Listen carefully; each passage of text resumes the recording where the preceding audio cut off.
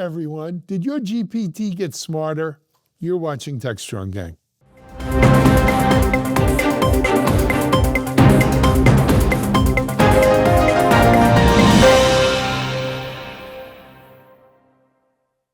Hi, everyone. Happy Tuesday. Welcome to the TechStrong Gang.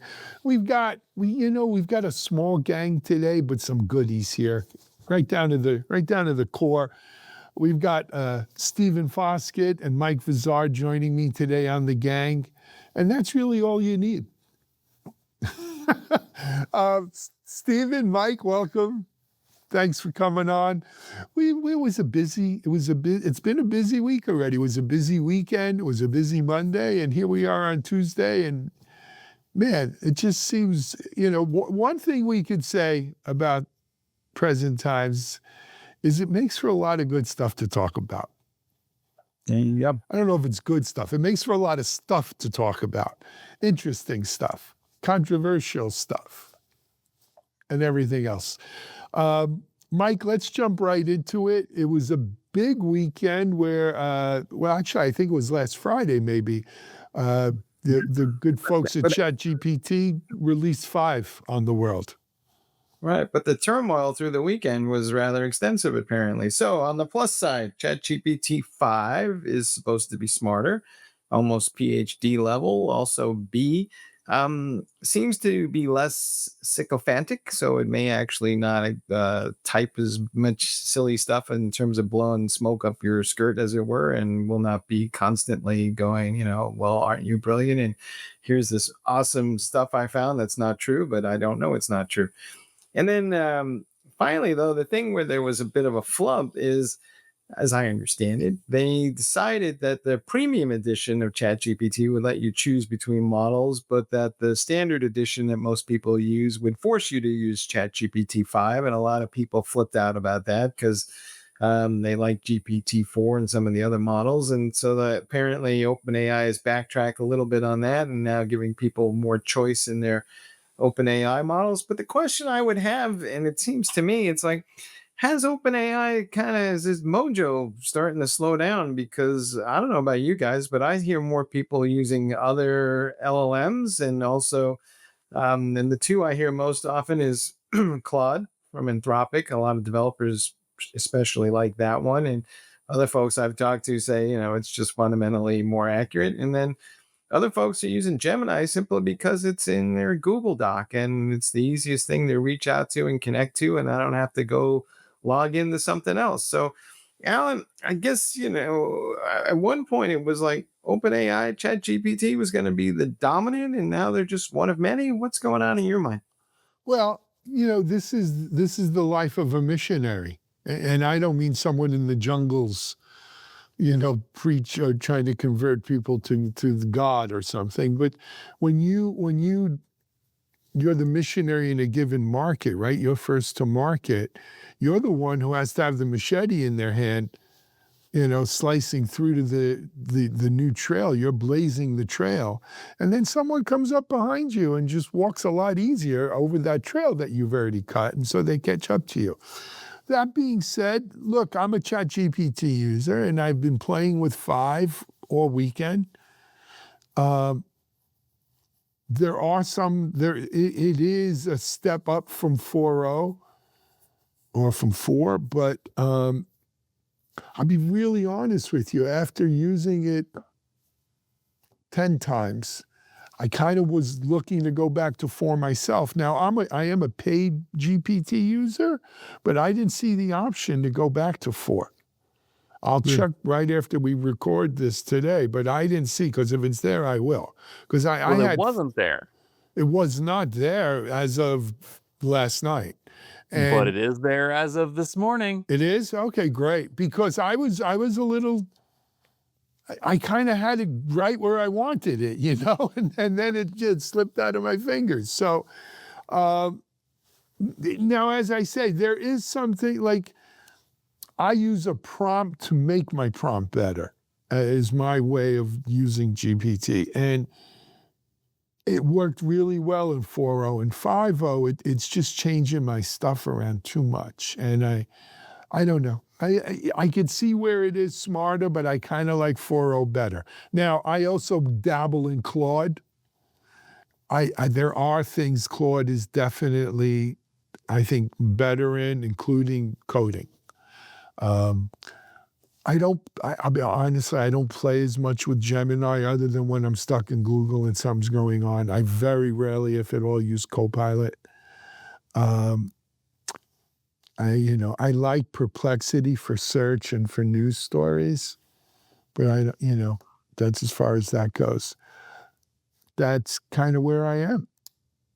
Well, you sound like a plant because what you just said is pretty much what we've heard all weekend, Alan, Really? from everybody. Yeah, so they enabled GPT-5 and they immediately turned off 4.0, and everybody freaked out because of what you said. Basically, everything I had that I set up that seemed to work doesn't work exactly the same, which is no surprise because AI models, LLMs, are non-deterministic. So, I mean, half the stuff I had set up didn't work from run to run anyway. I mean, you run it this time and it gives you a good answer. You run it that time and it does. Well, what are you thinking?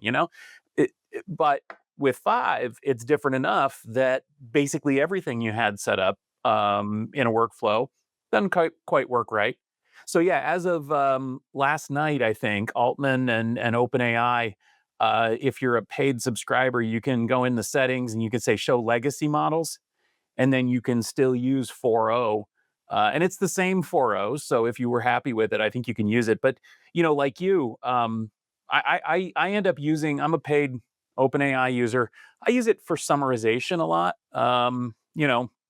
Here's an article, summarize this. Here's a transcript from a podcast. What did they talk about? What are the companies they mentioned? Those kind of things. That's pretty much what I use it for. And frankly, 3 was fine for that. 4 did a great job. 5, I'm not noticing a big increase. And frankly, all of my workflow stuff, like you mentioned, all of my automated workflow stuff, I'm using Gemini for simply because it's paid for as part of my subscription, and it does fine.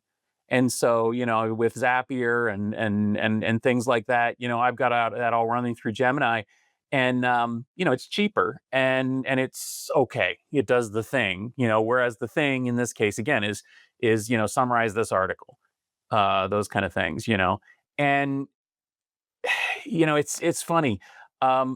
You mentioned as well the tone of 5. That's what I've been hearing from people. GPT-4 would say, "Wow, you've made an amazing discovery. You've learned the secrets of the universe. You might just be the next coming of God." GPT-5 is like, "Yeah, whatever, dude. Moving on." And honestly, I think that's probably better for society. Um, Maybe not. Maybe people don't like it as much, though. Yeah, no, it also is good at suggesting, hey, I did this for you. This could really use that. And if you like that, let me tell you what else I can maybe conjure up for you. And so that is an improvement. You're right, Stephen. And it is. I do feel much more like I'm talking to a peer rather than a worshiper. If we could call it that. Yeah, somebody said it. GPT-5 sounds like an overworked office mate instead of a sycophant. So 2 things I would like to ask you guys about. One is, both of you and myself included are now using multiple versions of these tools, whether we seem to all have at least 2, maybe 3. Is that how it's going to play out for most people? Or are they going to lock in on one? Or is it going to be this kind of more, frankly, every app I have is going to have some sort of LLM built into it, and it's just going to be a feature. And maybe I don't really care whose LLM I'm using at the moment, unless I happen to know that it's good at a particular thing better than the other ones, such as maybe Claude is for coding.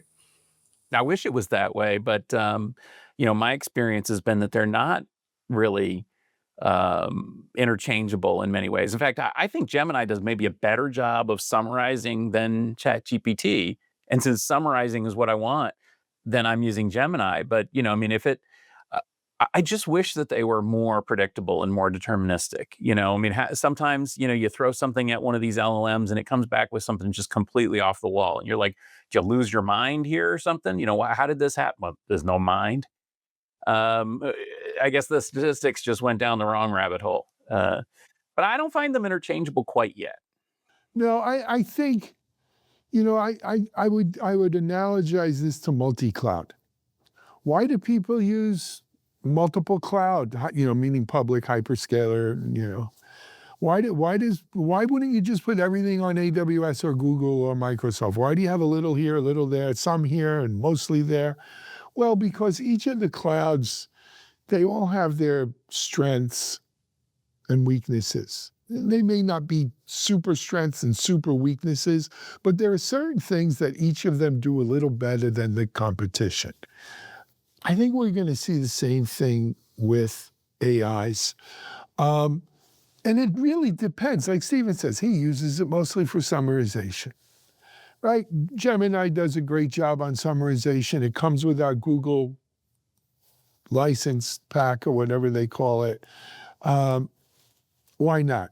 But if for some reason you were using Microsoft and it was OpenAI or Copilot, summarization's a relatively baseline type of AI function. I don't know if you'd feel terrible not using Gemini for it, even though it does a little bit of a better job. It's when it does a much better job that you say, look, I'm doing, coding. Claude does a much better job coding. I'm going to use Claude every time I code. Right. Although we'll see, OpenAI is saying this version is much better at coding, and that will, I don't think we have not thoroughly tested that whole idea. Stephen, one more idea. Is this in some odd way a victory for the people because the people spoke up and OpenAI and maybe learned a little humility here about the fact that there are people who actually have a voice and an opinion about all this stuff? I would be hesitant to attribute humility to OpenAI. But that being said, I do think that maybe OpenAI is at least moderately responsive to users. By the way, I remember a similar thing happening previously with GPT-3 to 4 transition, and where basically users were like, wait, I still want to be able to use what works. Can I just please use what works? And I think that the AI companies are realizing that these models are not interchangeable and that they're going to need to continue to support it. Yeah, I wouldn't say humble, but I would say at least moderately responsive to user needs. And frankly, they worked really quickly to implement this. That's the other thing I'll say is, they in 48 hours it went from we turned it off to it's back on again, and that's pretty responsive over a weekend. Yeah. They deserve a little bit of a credit for that. Better than the new Coke. Mm-hmm. True that. And I guess the other thing that people are also dinging them for is the whole rollout of this thing apparently lacked a certain amount of, shall we say, panache. And there was, a couple of product managers sitting on a video somewhere, and that was about it. And everybody was kind of like, well, that was pretty ho-hum kind of thing. And I can't help but wonder in the future, are we going to have these kind of product rollouts anymore? Or is it just going to be like new capabilities will be slipstreamed in and maybe we won't be putting numerals behind things and that's become a little passe? Continuous improvement. DevOps comes to AI. There you go. Could be. All right, let's take a break here. We're going to come back and talk about our B block today. What's going on in the data center space? And, we've got in this corner, we've got the South, the North, the East, the West, everywhere. You're watching TechStrong, gang. Discover TechStrong Group, the epicenter of tech innovation. We're your go-to for reaching IT leaders and practitioners worldwide. Our secret? Impactful content that sparks awareness, engagement, and top-quality leads. With us, you'll access editorial websites, streaming videos, virtual events, custom content, analyst research, and more. Join our satisfied clients. Let's revolutionize your tech journey. Contact us today and tell your story to the world in the most powerful way with TechStrong Group. Hey, folks, we're back, and as Alan alluded, there is this big battle starting to emerge between different states and regions for data centers. And you see the Southwest now with Arizona and Texas now pretty much becoming destinations for data centers, and they are battling against Virginia and even North Carolina now. And of course, Stephen, your very own Ohio Valley now has a few data center projects floating around through it as well. And is this going to become the next big battle? But and I'm going to put a little caveat on there, because we've seen now the folks in Tucson decided not to help give the permits for the next data center project, because somebody, I guess, woke up and said, we don't have the water for this. But um, how do you envision all this kind of playing out? Is this going to be, just money pays for land, or are more people going to be aware of what's going on, and there will be this so-called NIMBY effect? Well, right now, it's not NIMBYs, it's YIMBYs, right? I mean, that people are saying, yes, yes, in my backyard, please build this data center until the data center gets built. And then their electric rates go up and their water rates that go up and their taps run dry, and they've got pollution like we're hearing in Memphis with XAI's data center. Yeah, it's interesting because it seems right now that there's this crazy race, especially with Virginia and Arizona and other states, to try to attract these data centers. Um, and yet there's so much pushback from people. I mean, here in Ohio, for example, our electric rates are starting to go up, not because the data centers are using more power than we have, but because it's all about the peak and sort of that last watt. So there's a public auction process where energy utilities auction off sort of that little bit of power that you need when everything's really tapped out. And the price of that has gone up by more than 10x relative to what it was before the data center boom. So in other words, it's a hot August day and everybody's running their air conditioners, and your local power utility needs to buy just a little bit more to make sure that there's no brownout or anything. Well, that price is set at auction, and that auction price has gone up to such an extent that it affects the rest of the bill as well, because they have to basically make sure that they've got enough money set aside that they can bid against the data centers for that little bit of extra power. So here in Ohio, for example, most people's electric bills. There was an article the other day that most people's electric bills have gone up about $26 a year because of this little tiny little corner case of what if we need a little more power. Well, that's a problem for people who are not making a lot of money, which is why there's been a little bit of pushback in Columbus and here in Northern Ohio. And yet, we find out that the mystery buyer that just bought the former GM plant in Lordstown is none other than SoftBank, allegedly to build part of the Stargate data center complex. Now, SoftBank is calling everything Stargate. They promised that they were going to put a $500 billion into building this data center or whatever. They don't have that money. So instead, what they're doing is OpenAI is calling everything Stargate. SoftBank's calling everything Stargate. It's like almost as if they're trying to convince someone somewhere that they're actually making the investment they promised. And I don't know how that works, but somehow somebody thinks they're investing a lot of money. But the point is, an LLC linked to SoftBank just bought this Lordstown factory that had been intended to build electric vehicles after being the home of the Chevy Volt and things like that. They were going to transfer this into a Foxconn EV factory. Well, instead, it looks like it's going to be a data center, which is not so great because data centers don't provide the kind of jobs that people in Northeast Ohio had hoped they would get from these factories, and that's sort of the problem right there. So essentially, we're in a situation where uh, the governments are competing to attract these data centers. They're trying to bring these things in for investment purposes, for jobs, sure, but they're not bringing the kind of jobs that people had hoped for. They're making everybody pay more for utilities. They're affecting people's water. I think there's going to be a real pushback, especially in places like Virginia, where it's already incredibly built out. Somebody said the other day that um, almost 15% of the world's data center capacity is in Northern Virginia. Um, Arizona, where they don't have a lot of water for this, and they're going to have to, try to figure out how they're going to do that.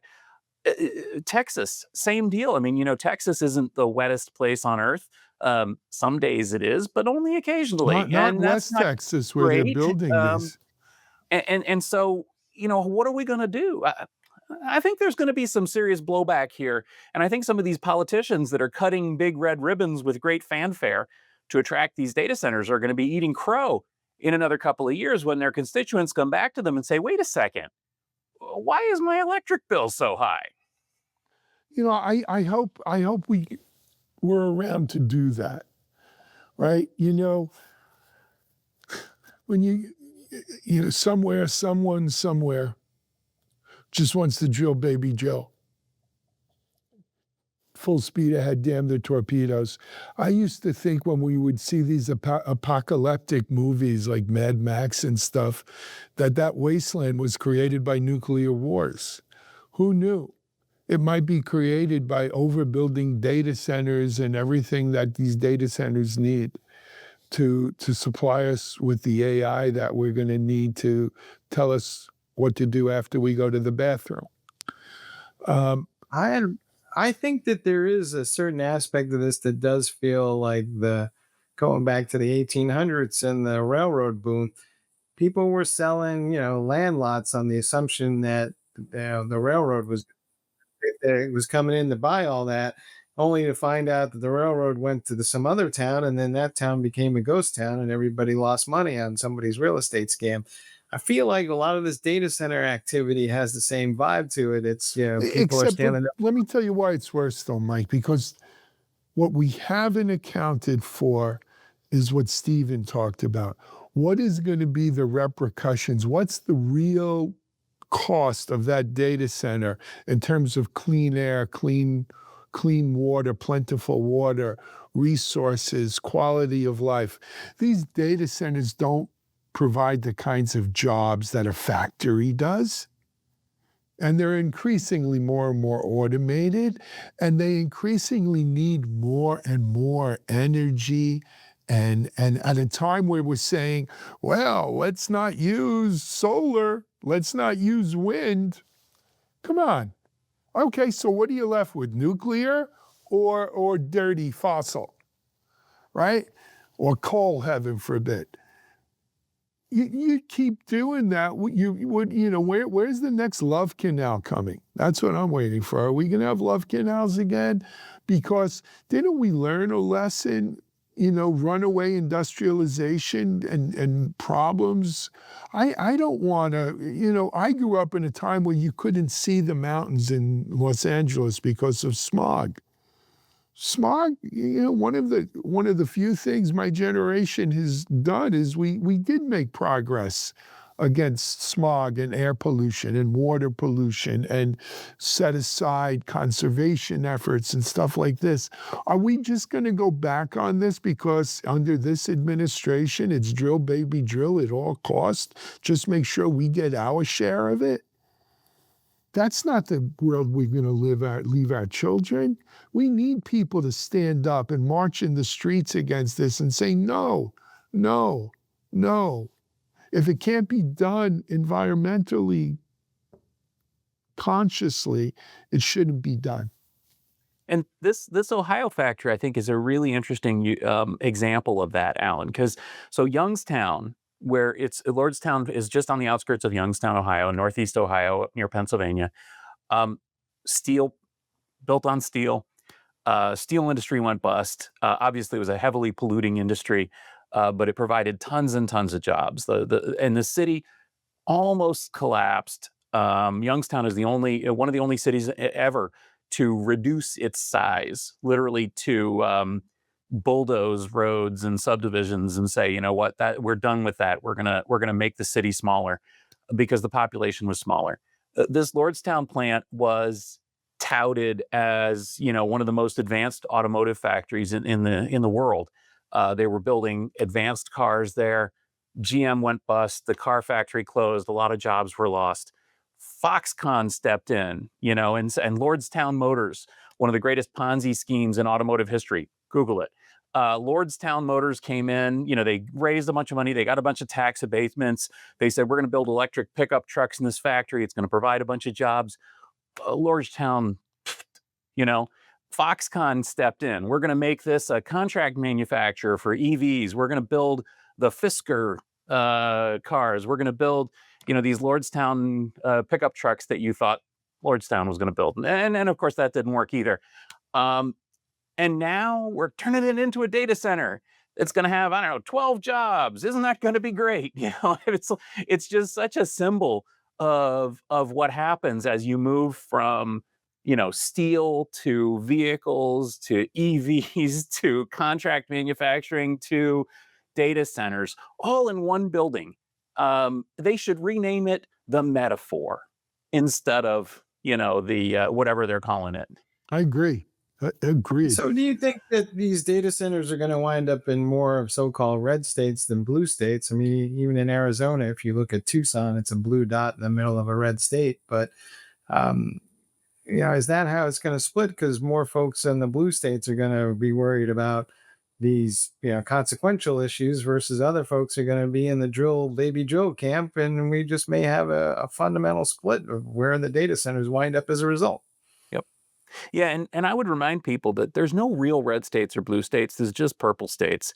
As somebody who used to live in Massachusetts, I spent the week in Colorado last week. The most liberal state is only maybe 10% more liberal. The most conservative state is maybe 10% more conservative. But because of gerrymandering and because of the way politics works, you end up with these radical red governments and blue governments instead of, and the people are just like, wait a second. So I'm going to go out on a limb here and say that the people of Texas and the people of Arizona and the people of, Virginia and Ohio, they're not all that different. And I think they're all going to be affected by this. And I think there's going to be a hue and cry. The difference is that the people in the supposed red states, which are dominated by, like Ohio, supermajority Republican government, are going to ram this stuff through without listening to what the people want. Whereas the people in the supposed blue states, which are dominated by, the Democrats, are going to say, hold on, let's think about the environmental repercussions. And they're going to lose out on this investment. And ultimately, though, they may have the last laugh because losing out may be the victory when it comes to data centers. What a revolting predicament we find ourselves in. It's just boggle. I mean, to say anything, you might be talking about slavery even, right? Some things don't change.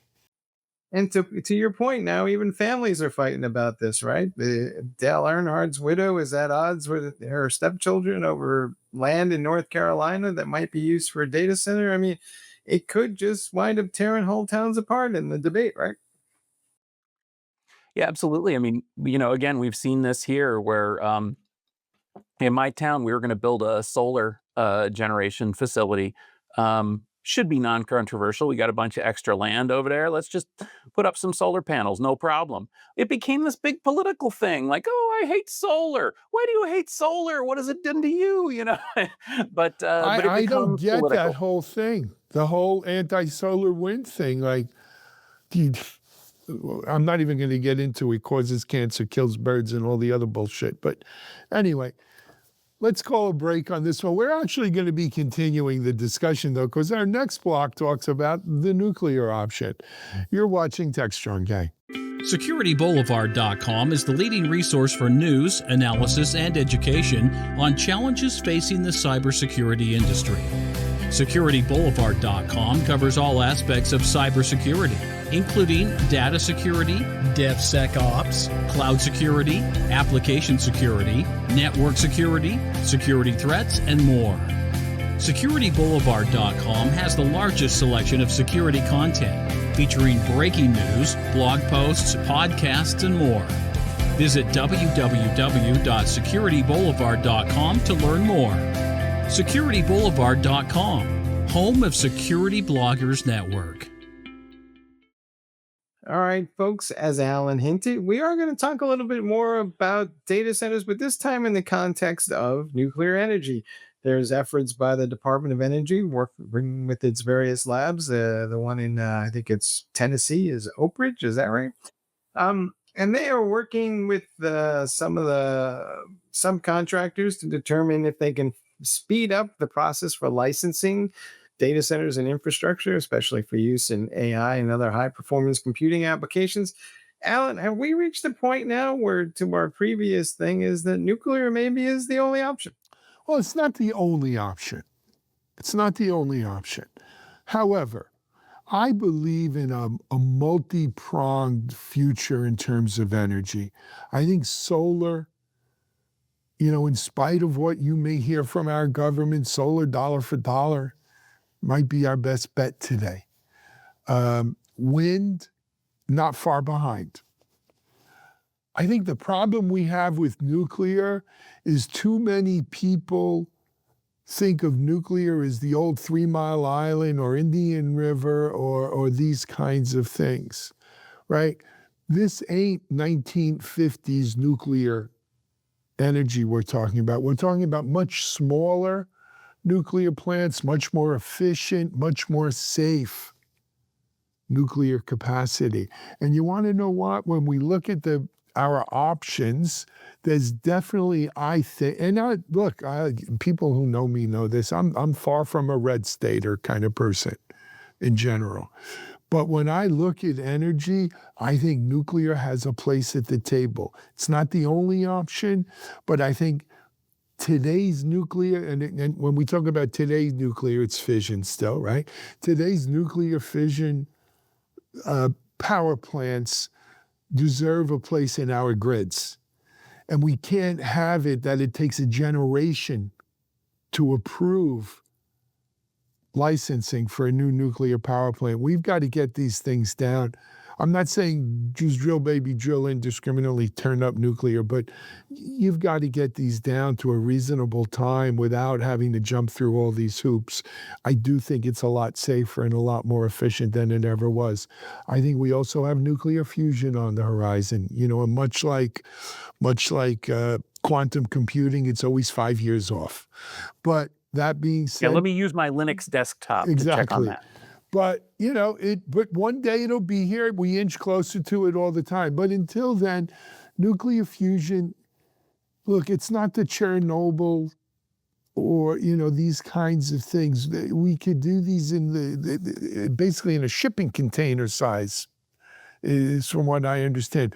And the other thing I will tell you, if you look at the totality of nuclear power use, especially submarines, aircraft carriers, spaceships, and energy generation, the amount of mishaps we've had are damn near close to null. I mean, there's a handful that you could point to in all of these years, and that was all on the oldest technology. Think about all the progress we've made in the last 30 or 40 years since we brought the last nuclear power plant online here in the US. So, contrary to popular opinion, I am all for this. I applaud the folks at Oak Ridge. Now, I'm not saying rush headlong in and just approve everything, right? But we got to do something to make it easier to bring nuclear power online. Well, right now, nuclear power is just stuck in a traffic jam, and you can't build anything. I mean, the biggest problem with nuclear is because it's so intensely, not even just regulated, just tied up with paper, that you just can't do it. There's no, and I've ranted against these small modular reactors. Number one, because they're not actually cost competitive, but number two, because you just can't build them because of regulations. They don't even exist because not because the technology doesn't exist, but because we won't let the technology exist. And so, you know what? I'm going to say I agree with you Alan, on this. I want to see the regulations loosened up, and I want to see us be able to try to work with some new technologies here, some new nuclear technologies. I think it's a good idea. I think these things have dramatically improved. They can build these things. I don't know. it looks like they're meltdown proof. It looks like they're safe. It looks like they're reliable. I think it would be good. Ultimately, nuclear is still going to be costing more than solar plus batteries. But I do think it's better to have all your eggs not in one basket. And I think it would be smart for data centers to have a small nuclear reactor to help power the data center. I would love to see solar panels on the roof. I would love to see batteries stabilizing the local grid. I'd love to see them use less water. But the point is, I think that we need to have some varied sources of energy, like you're saying. And so I do applaud the administration and the folks at Oak Ridge in looking at ways of cutting some of the red tape around these things. Because as I said, right now, it's just all tied up in red tape and you can't build anything.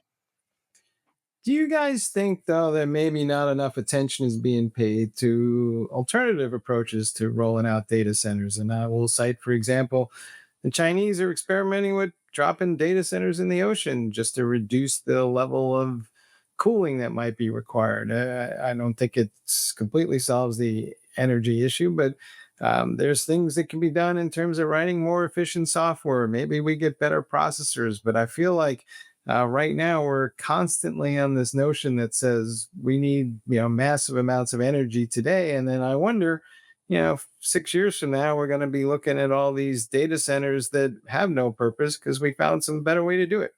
Yeah, that's a good point. I mean, are these going to be the next shopping malls dotting America, empty big box stores and so on? I mean, because think about it, like what you're saying, you know, you can't even sell a previous generation NVIDIA GPU because it is on a power per work basis not profitable to run it. What happens when the latest generation GPUs fall into that because the next generation are so much better? What happens if this whole AI thing, maybe it's the Wizard of Oz and there's nobody behind, there's just a little guy behind the curtain, What if the whole AI industry becomes bust? Is this all just going to be a boondoggle? It could be. It could be. Let me click my heels 3 times, and if I wind up with you guys surrounding me in a bed like I had a bad dream. You were there too, Mike. You were there too. Exactly. Look, building a data center under the water, what could go wrong there? It won't hurt the coral or anything, Well, Microsoft had a pretty good experiment with that in the Pacific. I remember that was a pretty neat experiment. Yeah. Hey, if it does go wrong, I got more coral. So Coral doesn't vote. The thing is, what we're really seeing, and we saw it in the last block, and it's coming in here again, is a banging of the heads around what we need to do from a modernization progress, if I can call it, point of view, versus environmentally conscious and responsible. And there was a time where those two things were not mutually exclusive, right? I don't want to sound like Al Gore, the father of the internet here, but he used to preach this kind of thing, that you could have your progress and your green too. And I would like to see us think along those lines. It's not all, full speed ahead, damn the torpedoes and damn the environment and global climate change. That's certainly not right? And for us here in the U.S., we have just totally abandoned. I'm not sure if they've outlawed climate change from the federal government's vernacular yet, but they're damn close, right? That's wrong. That's just so wrong on so many levels. At the same time, we do need more energy. We need cheaper energy. We need abundant energy and clean water, but clean water, right? Why can't we work these together again? Damn it, we have AI. Can't AI solve this? They keep saying that. They keep saying that AI is going to give us all these new drugs and solve all these problems for people. I would love to see them work on that. You and me both. So, and to that end, right? Are we focused on the wrong things? Because in my mind, maybe we just need a better grid, and we need to figure out how the power distribution system needs to work better, because maybe we do have enough power, it's just we can't We get it need to better where we need. batteries. And at the same time, to Stephen's point earlier, it seems to me, so we have some artificial pricing mechanisms in place that are driving up costs. Well, we made those up out of thin air, so maybe we didn't need a different pricing model. Yeah. Well, and just to put some dollar figures on that, I looked it up. Nuclear power right now, the levelized cost of energy for nuclear power is anywhere between $27 and $146 per megawatt, as compared to solar plus battery, which is $50 to $131 per megawatt. So nuclear can be as little as half the cost of solar, or as much as almost 4 times the cost of solar, depending on what? Depending Regulation. on red tape, Yeah, basically. regulations. And so it's one of those things where we need to start thinking about it a little bit more flexibly. We need to be a little bit more open-minded here. And maybe it could be cost competitive, and it could give us a little bit of diversity. And in terms of the grid, having smaller generating sites located more distributed is safer. It's more reliable. It doesn't require as big of a grid. It's greener. It would be good. We'll see. We shall see. All right. Hey, gentlemen, thanks for joining TechStrong Gang today. Excellent discussion. Mike, Stephen, we'll see you on soon. Thank you for watching TechStrong Gang today. As usual, we'll have our TechStrong TV line up immediately following. Stay tuned. This whole week, we're going to be running first-time runs. A lot of the video work we did over at Black Hat last week, and some good stuff there on cyber and AI, of course, and everything else. So watch those. But until tomorrow, on behalf of Stephen and Mike and myself, have a great day, everyone. We're out of here.